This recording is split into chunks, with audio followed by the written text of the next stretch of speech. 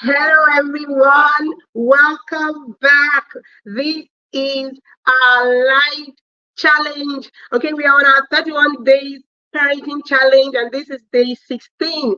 Okay, my name is Rachel Okwaku, your favorite family advocate, more than ready to support your children and teenagers through coaching and counseling.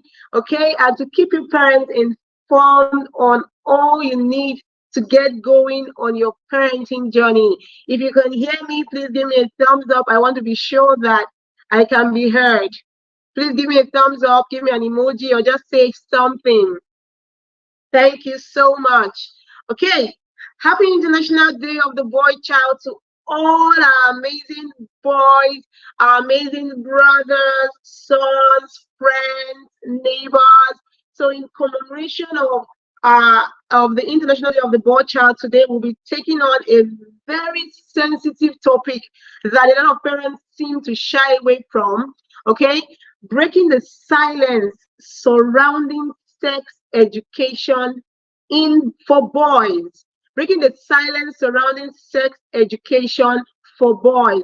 Okay, this International Day of the Boy Child focuses on boys, their well-being, their need to feel valued, their need to feel loved, their need to feel healthy within the family and within the community. So the problem is when it comes to such discussions, a lot of parents are on different ends.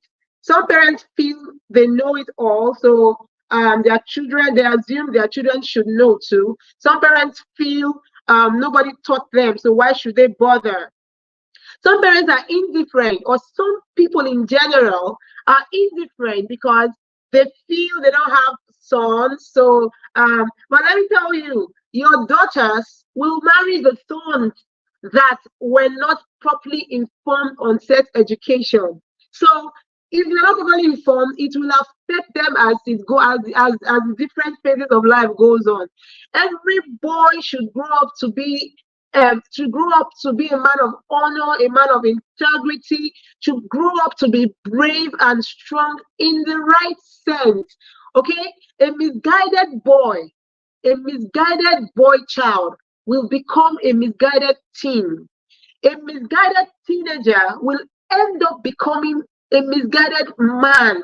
One of my favorite quotes of all time from Maria Montessori is that it is a child who makes the man, and no man exists who was not once made by the child he once was.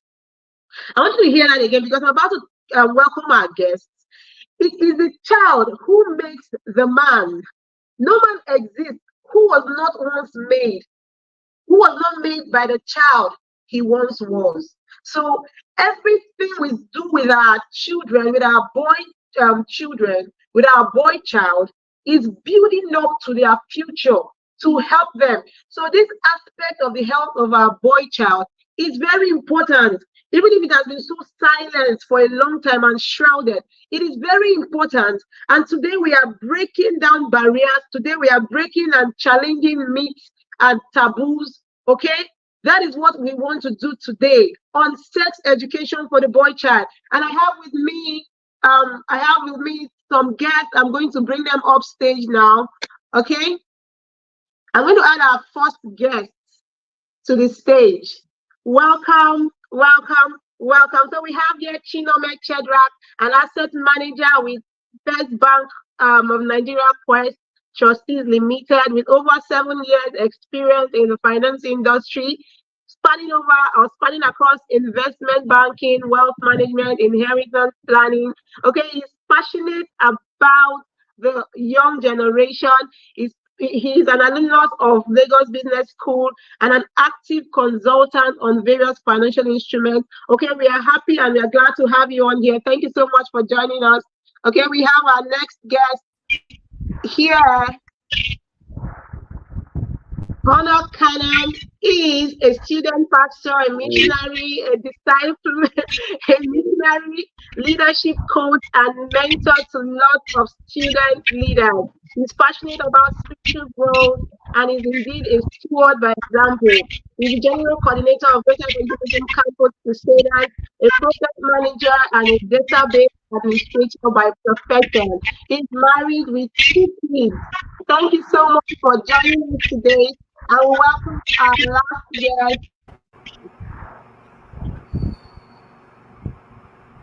Okay, join me. Welcome our last guest, Evangel Rapper.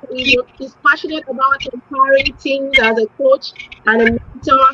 He specializes in guiding young adults through challenges and adolescents, helping them overcome sexual abuse and teen addiction, and aiding them in discovering their purpose while fostering leadership and problem-solving mindset.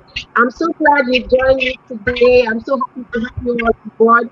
Okay, so we are talking about sexual, we're talking about breaking the silence surrounding sex education in for our boys. Breaking the silence surrounding sex education for our boys. Please confirm that you can hear me, please. Yeah, I can. Confirm Yes, I that can hear everyone you, can hear Rachel. me. Good evening, everyone. Hey, Good evening. okay, yeah, I can hear you loud and clear. Okay. Evangel, please confirm that you can hear me.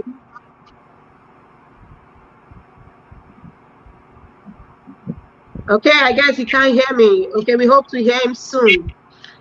All right, so let's go on with what we have for today. Now, according to statistics, right, a good number of parents Yeah, I can hear you. Can you hear me? do have this. Okay, thank you so much. Thank you so much. So, a good number of parents have sex talks with their children, right? But at the same time, so many parents shy away from this topic. Oh, can you I hear don't me know why now? it is, but I'm going to start with you. Okay, let's start with ourselves. Let me start with you because I'm the lady here. I'll just say no. You are the boy. We want to learn from your experiences. Did your parents ever have this discussion with you? I think I'm going to start with Chinome. Did your parents have this conversation with you? Okay, good evening, everyone.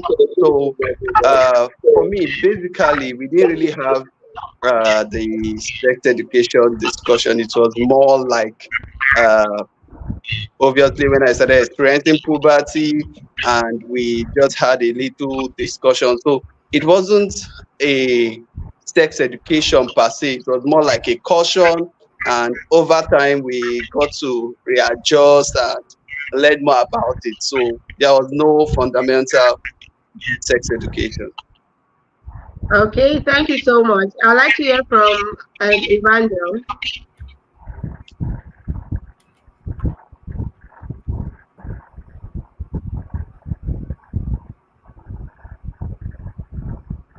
I think Evangel is having it difficult. It's finding it difficult hearing me. So let me hear from Honor while we wait for him. Okay, good evening, everyone. You can hear me, right? You can hear me, Yes, go right? on, please. Yes, Okay, please. so yeah, if our parents had this conversation with us, our parents, I think they are, well, for me, basically, I don't even It's think not they very have a clear. I think conversation. your sound has issues. Um, okay, let me see if I can you can hear me now, right? It's better. It's better. Okay, so I was saying that whether or not my parents had this conversation with me, well, I think even till now they cannot even have this conversation with me. They still feel shy. You know, when I take my kids to my parents' place and they want to have a conversation that has to do with genitals, they are still shy. I don't know. I think because they can't even mention. They'll just I'll now be like, okay, is it the thing we're talking about? They can't even mention, they can't even discuss it. So they never had that conversation. They never think that in fact it was an abomination to even discuss it in the house. Even by passing, by mistake, it was an abomination to discuss sex education in my house at the time. It was something we don't even talk about. We don't even play it. We don't even imagine. In fact, it was an abomination to think about it. So yeah, they didn't have that. Okay, I don't know if Evangel can hear me now. Let's hear from him. I don't know if you can hear me now. Let's hear from him. Evangel, can you hear me, please? Confirm if you can hear me. I don't think you can hear me. Okay, so maybe we'll just go on until he gets to hear us. Okay, from just two persons here, we can see that this conversation is something that a lot of parents find difficult. But why though? Why do you think they find it difficult? Why do you think our parents find it difficult to talk about something that they obviously also pass through, they think that they also pass through, or to talk about something that they think that is essential? Why is it difficult for them to talk about it? Okay, let me hear from Chidobe, please.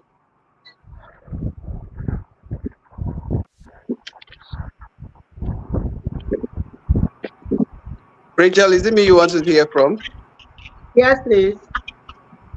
Okay, so I feel one of the reasons why parents practically don't want to talk about it, about sexual education to their kids.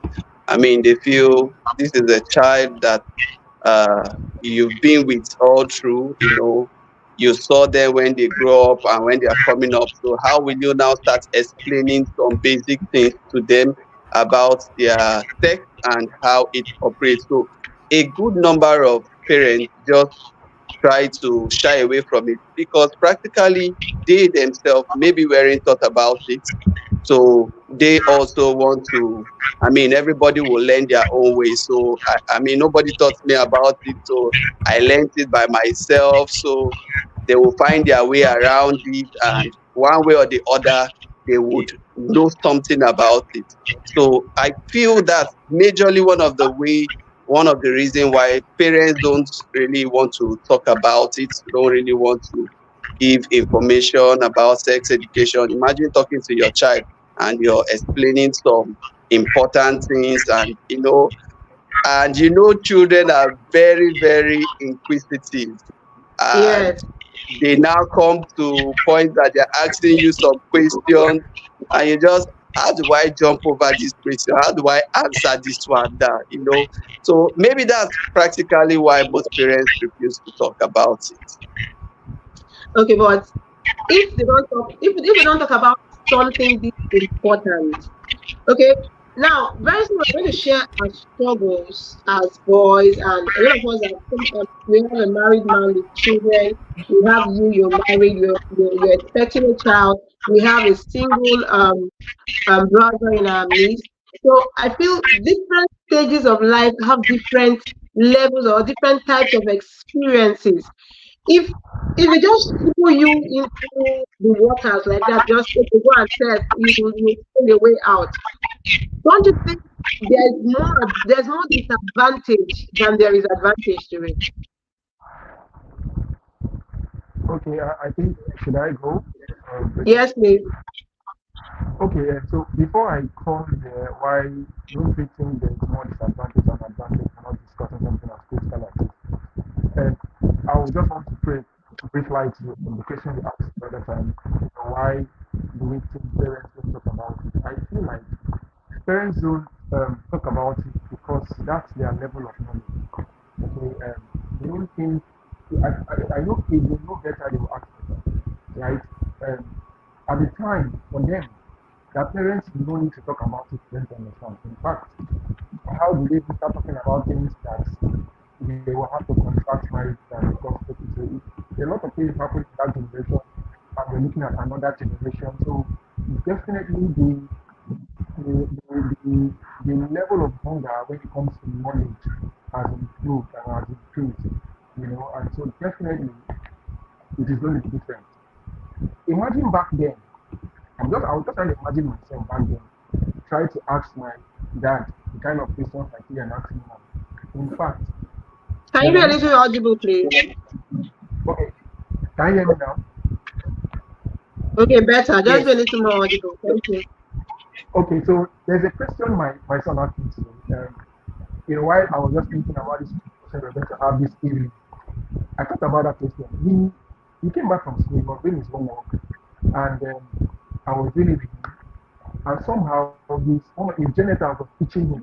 And so when he was scratching, he now said, "Daddy, why does the penis look this color? I had one. He said a couple of things. And then, I answered him, but I would not imagine if let me ask my father that kind of thing. I shot him and slap and forget. So you can imagine that is different. Okay, so for them, they don't think that it's something, it's an abomination. It's not a conversation to have. You can even notice that back then, so even some pastors shy away from discussing this. How much more parents? You understand? So I feel like for them at that Yeah. time, it was their level of knowledge. Okay, that was the much they knew about handling conversations like that.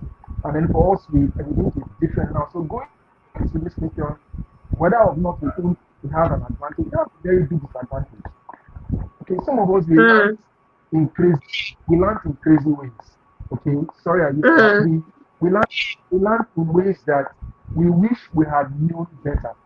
Okay, we had some kind of yeah, experience that if our parents had told us certain things, we probably would have had a better response when a lot of certain things confronted us.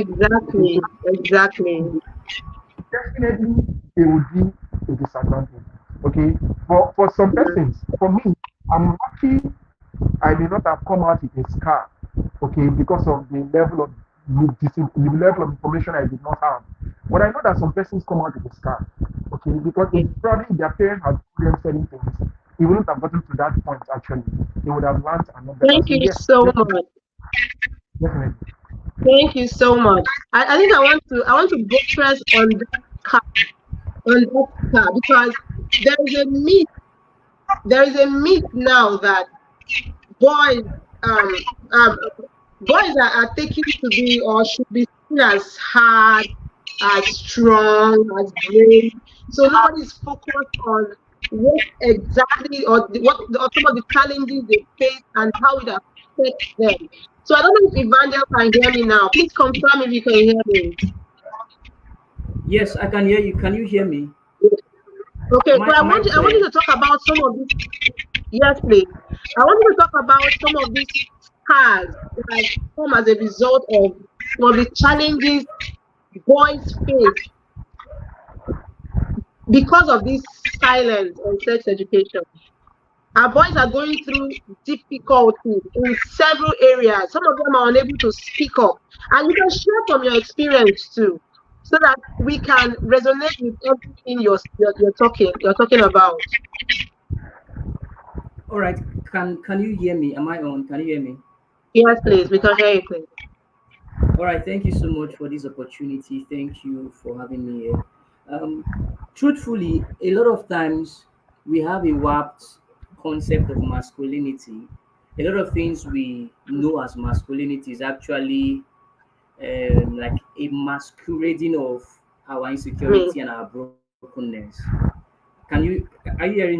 Yeah, so a lot of Yes, times please. what people post in our interaction with life and people, what we post as hard guy masculinity is just like a defense mechanism.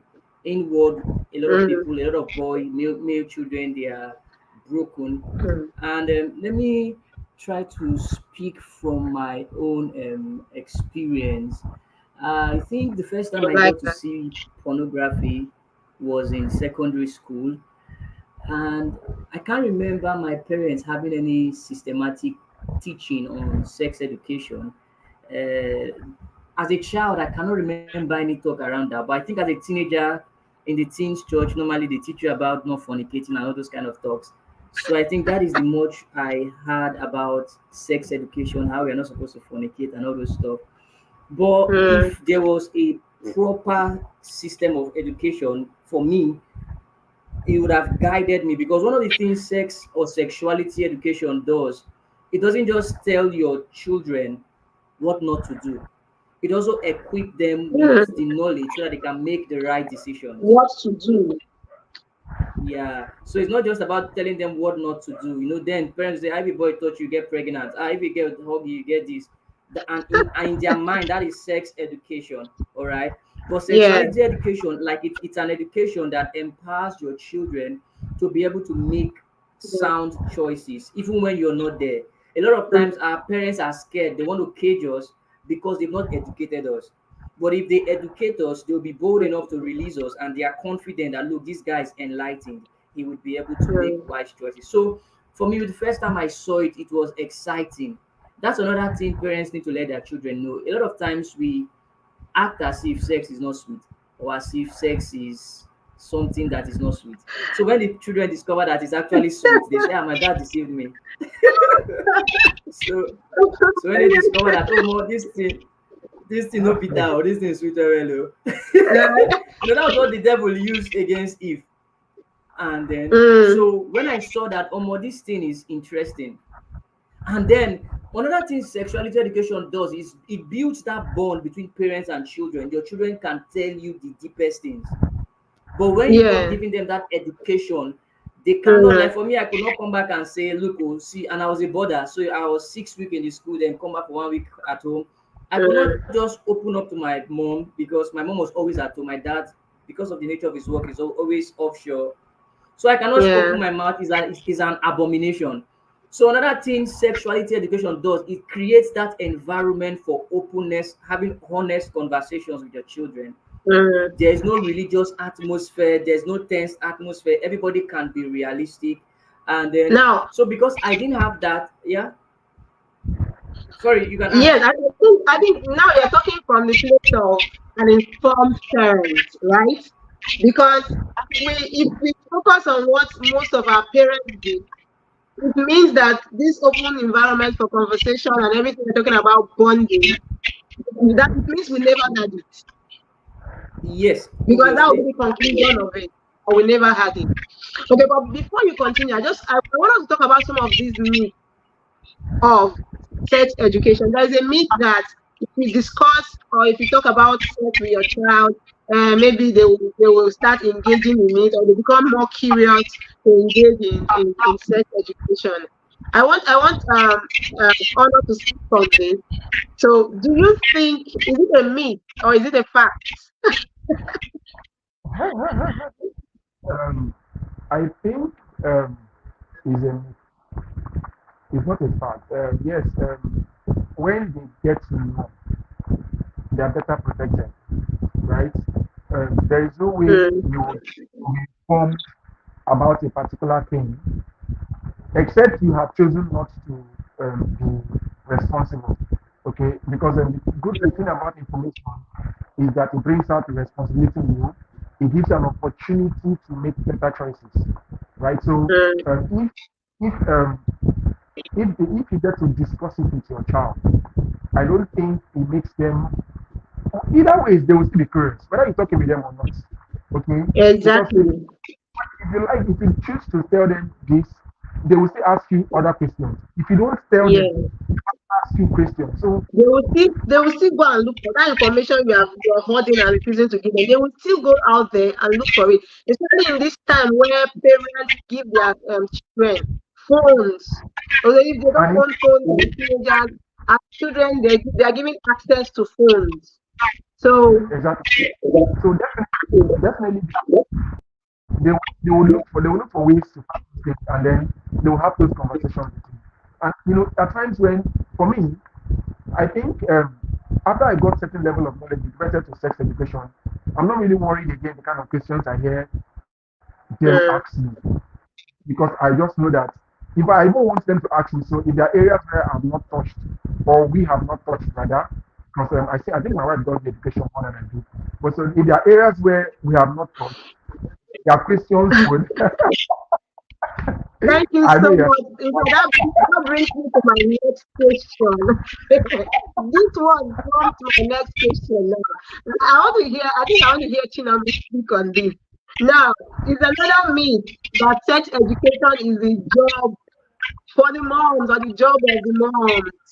Because now, if you ask a number of boys or a number of girls, they will tell you, oh, their mom, even if a lot of parents do not talk about it, if one person talks about it in the family most of the time, it is the mother. Why? Chinonso, can you please speak? Why? Why is it always this way?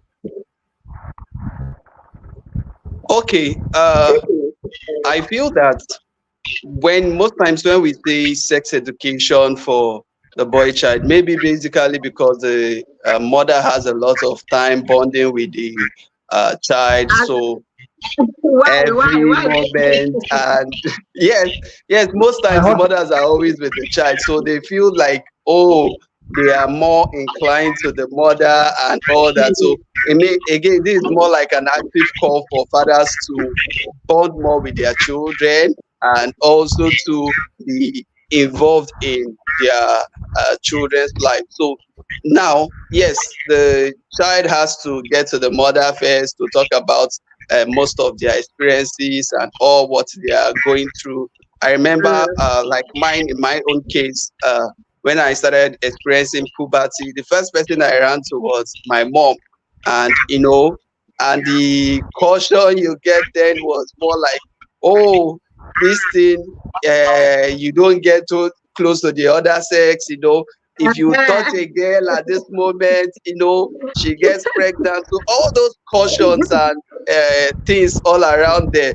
But I feel majorly while we practically leave it to the mothers per se, is because maybe most of the fathers don't want to have that conversation per se, explain some basic biological things to the son. Is it that they And don't want to have it, or they shy away from it, or they're just indifferent? Like you talked about the mothers bonding more. So I think this is just a call for the fathers to know that parenting is their primary responsibility. I exactly, don't know if you know any part of the exactly. Bible where God talked about women, the woman parenting and all that. It was always most of the a huge percentage of the time, it was mostly the men. So I think we need to stand up. These conversations or the bonding or the connection is not the woman's thing. In fact, And it I also is feel, your thing as a father. yes, I also feel like why most times we just put it one way, because the father has a lot to teach the son. You have a Exactly. lot to explain to your son, like this is how these things work, you know Yeah. because as a father, you've gone through these steps, these processes, so you know what are the dangers of it, you know what are the pros and cons of it. So it is important that you have to be intentional about educating your child, right? Just like we've discussed earlier, there are lots of educations out there. So and we know children are very inquisitive. Their first knowledge sticks a whole lot with them.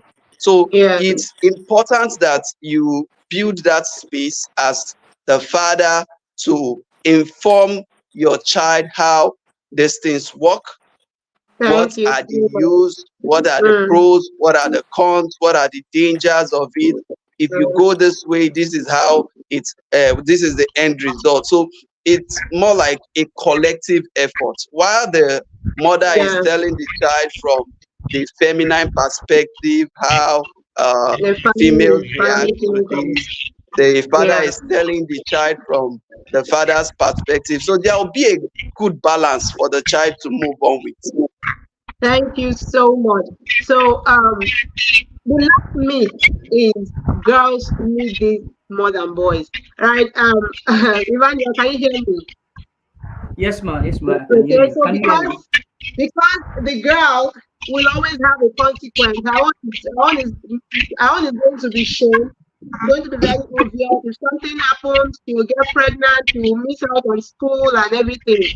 So most times, we are focused on why it's more silence for the boys. So is it because boys will not get pregnant? Is it that there is no negative repercussion if a boy gets a girl pregnant, or if a boy gets into the wrong hands, or even the issues we are having in our society today with the gays, the lesbians, and the rest of them?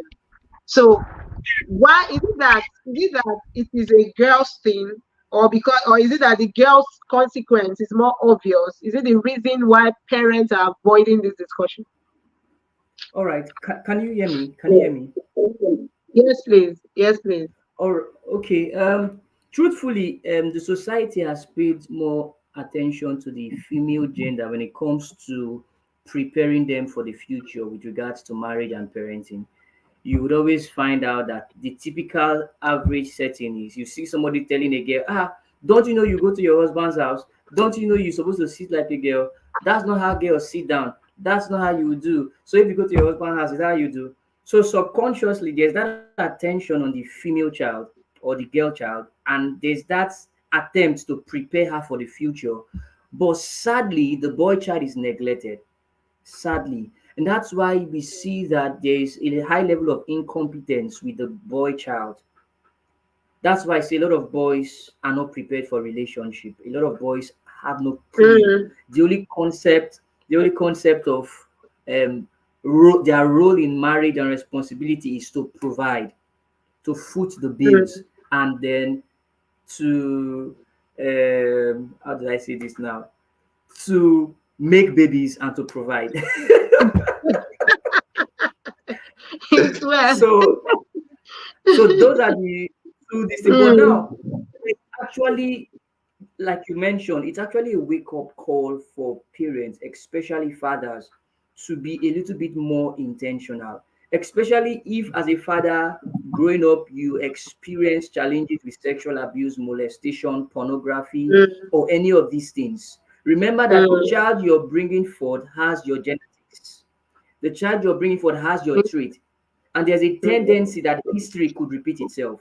So that should make you much more intentional to want to prepare them. Like I said, sexuality education mm, is not just warning them against the danger, it is raising young boys that are enlightened, that are mm, knowledgeable, that are educated with regards to sexuality. And sexuality is not just sex, it talks about sexual orientation, it talks about their sexual identity, it talks exactly. about their gender identity. Mm, So it is all encompassing. It talks mm, about intimacy and relationships, how you interact with the opposite sex, and all those stuff. So I think it's yeah. actually a myth, like you pointed out, and it's we're not supposed to be clinging on to that myth at this time. Mm, And especially, I was asking my friend one time. I was telling him, "Are you sure we are really prepared for the future? What happens if your child gets to school and his roommates are homosexuals?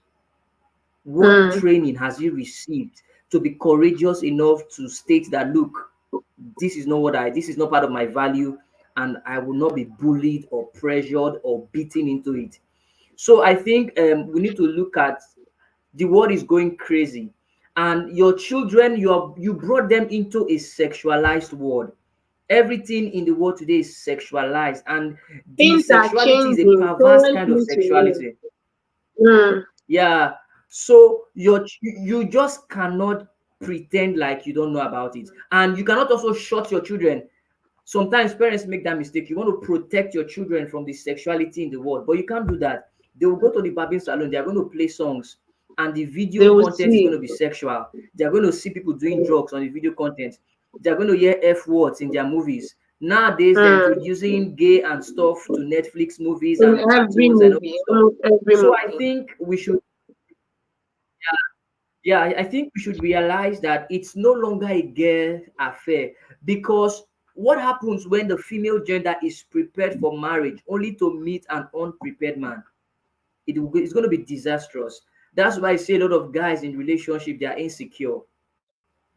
A lot of Mm, girls are having turbulence in a relationship because they are dating guys that are not mm, prepared for a relationship, and that's because there was no education. So you see, sex education is beyond warning them against sex. mm, It's about preparing them, because man is a sexual being. That is one thing you will not hear in your church.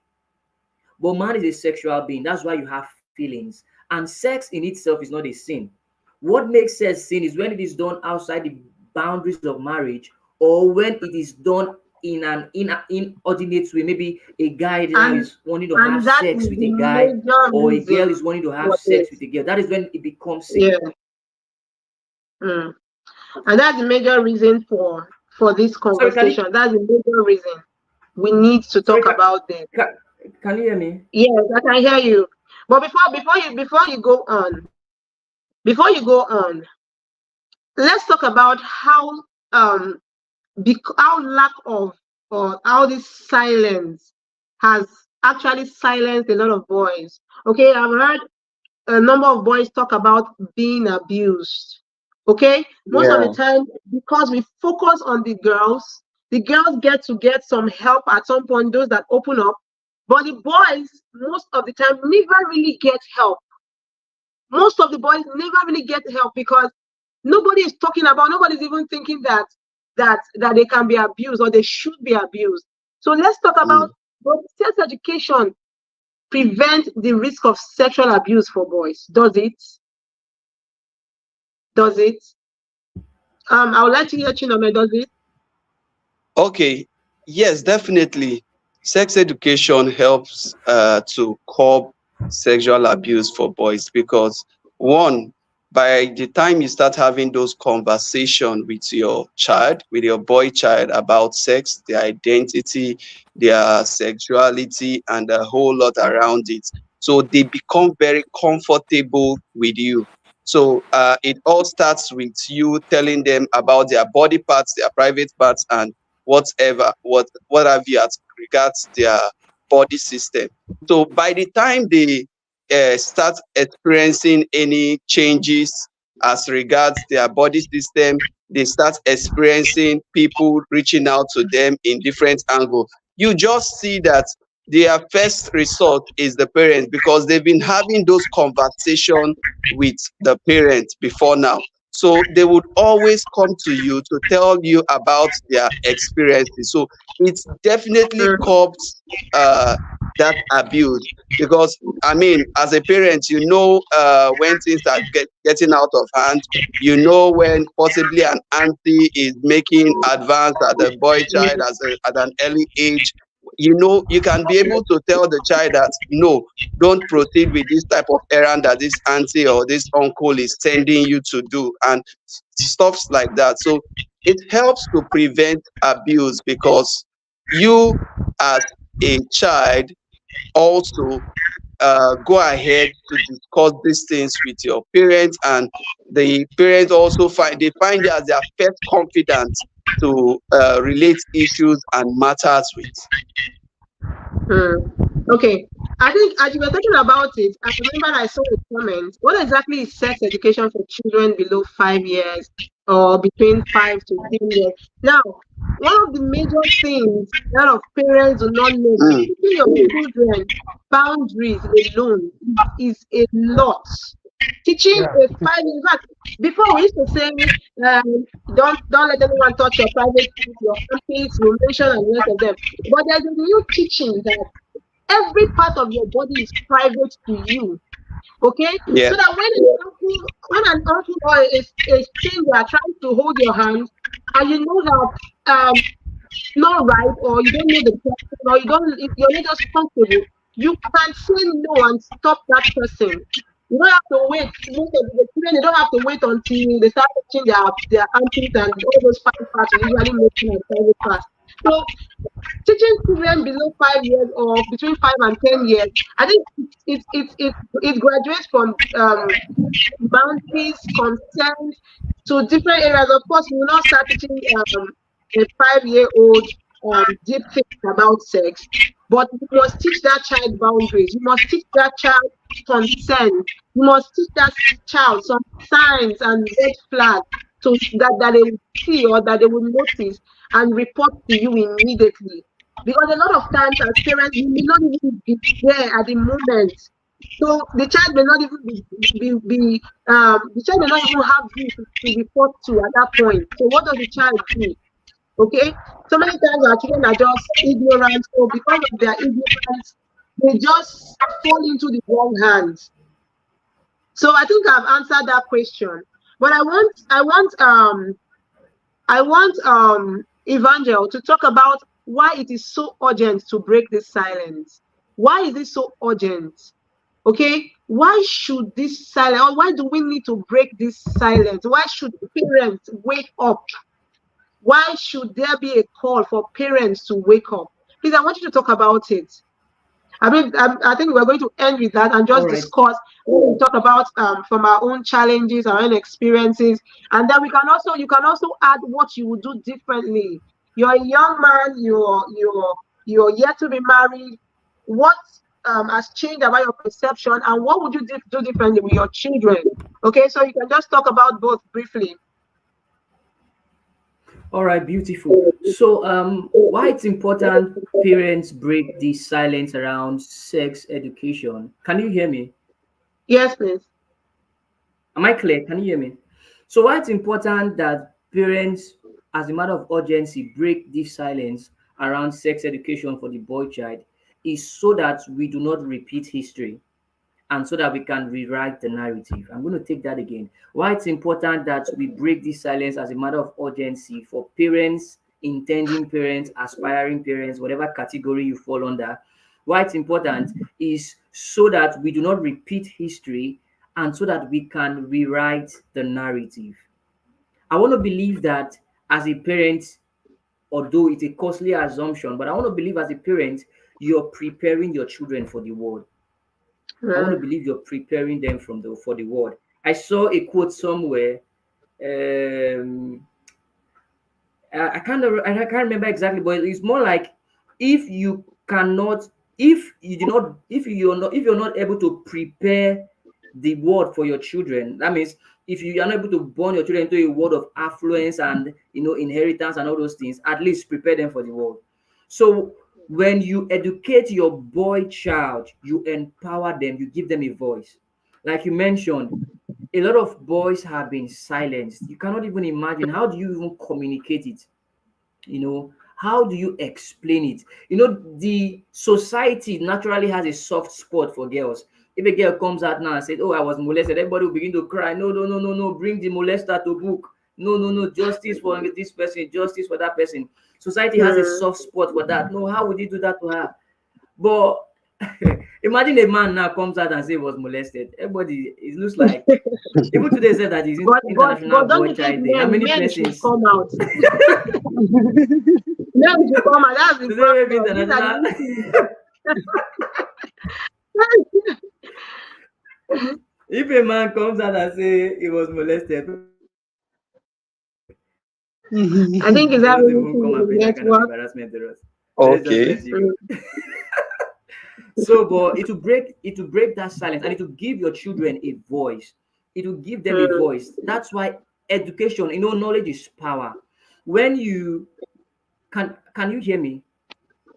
Yes, Can you hear me? please. Yes. All right, beautiful. So when your sons are properly educated, there's something education does to you. There's something knowledge, if you want to use the Christian term, there's something insight or revelation does to you. It removes shame. It removes Mm. shame. It removes mediocre kind of knowledge or stuff like that. So when your children are enlightened. Now, truthfully, when your children have sexuality education, it reduces the likelihood of sexual abuse, but it doesn't eliminate it. Things can happen. And Exactly. a lot of times, people that are perpetrators of these things are not strangers. When we were talked about strangers touching their hand. A lot of times, people that perpetrate sexual abuse, they are not strangers. They are your relatives. They are the people you respect in church. They are the neighbors you Mm. trust. They are people that Your even close if your friends. children come to say, "This person did this," you will want to tell your child to shut up. All right. But when Mm. your children are enlightened as to this regard, they are empowered, they are given a voice to speak up should in case something has happened. They know that, look, it is not shameful or pointless to cry out when you are abused. Mm. It is actually bravery and courage. So when they're enlightened, they Okay. know that it is brave. Knowledge gives you a new perspective.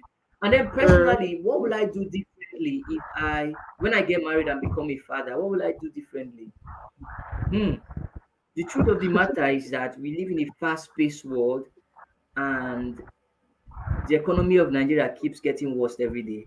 So Okay. what that means is that if you're not intentional, you get lost trying to make ends And meet, it's a and then you're personal losing out on question. your So I children. think you say I will be intentional. If I'm not intentional, I want it to be Okay, personal. okay. Mm. So I so when I become a father, I will be intentional with, especially for my boy children. Not that I Mm, won't pay attention to my daughters, but for my boy yeah. children, I understand the struggles I've faced as a young man, as a teenager. I know the Mm, struggles I've faced with pornography, with, you know, with all these stuffs. I understand what I've faced. And yeah. it will be wise of me to step in to help my children to be better prepared for that. All right. Thank you so much. Thank you I would so be more much. Because of intentional to time, do I that. think Yeah, I'm going thank you to so have much. to stop you in there because of time. Okay, so I'll just really want to hear from um, Honor. I think we've missing for a while. Okay, so there's a huge gap. I think we just have a few minutes, so we just have to be brief so that we can end this in the next 5 minutes. Okay, there's a very huge gap now that is affecting our children. All right, they go online, they see they see a man and a man trying to do whatever. They go online, they see a girl and a girl. Okay, now I'm talking about the transgenders, the LGBTQ and the rest and whatever they call it.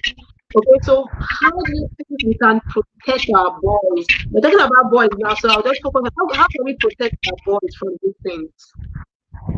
Okay, so sorry, I went to my phone and all of that. Okay, so there's something there's something my wife does. I had to learn. I know that will make me happy too because I've just made reference to hygiene.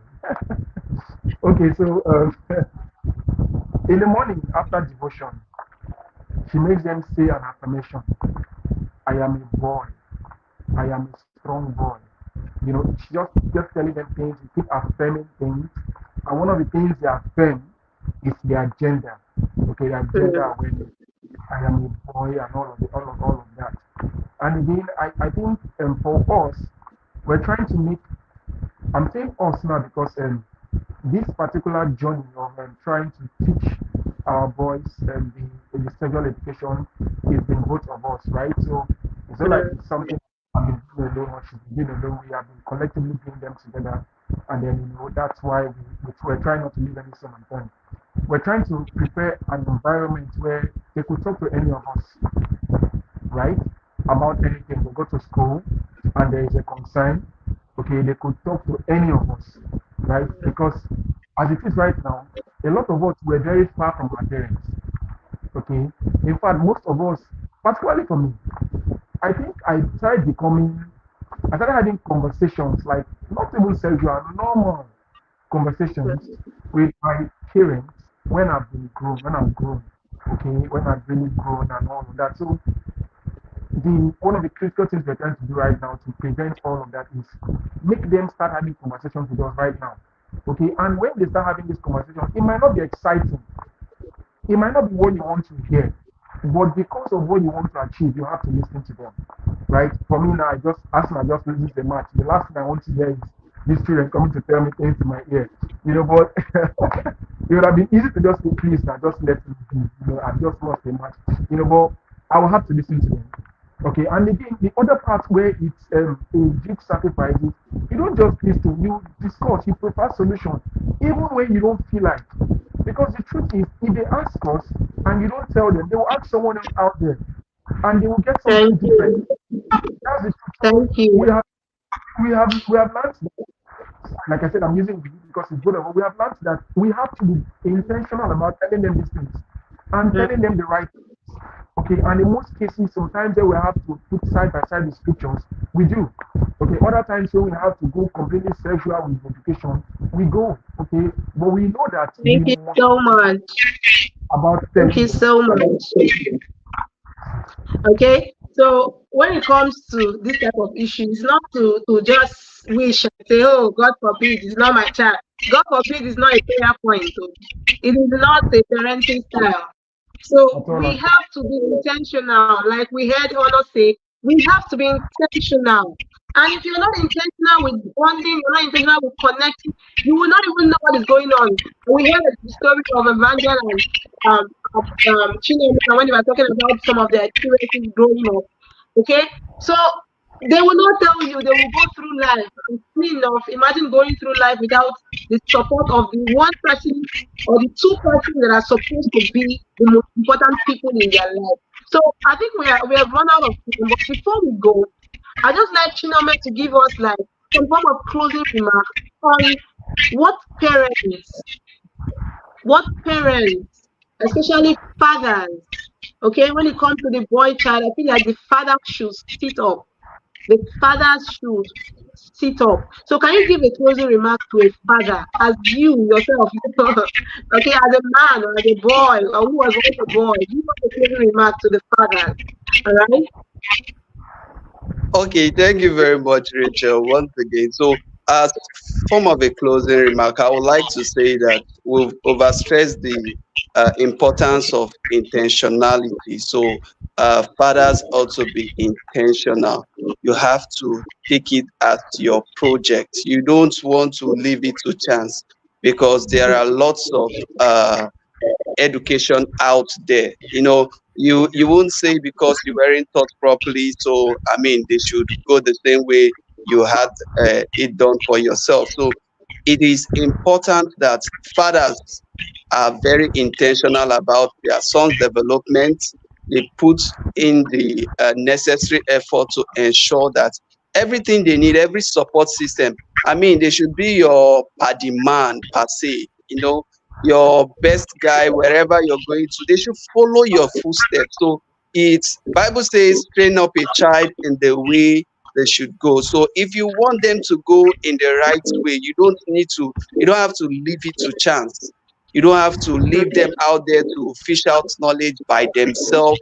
You have to put all the necessary effort. If it means you educating yourself on various aspects that you need to Thank grow, if it you. means you coming up for parenting session, take a coaching session to ensure that you get the necessary education to inform your child.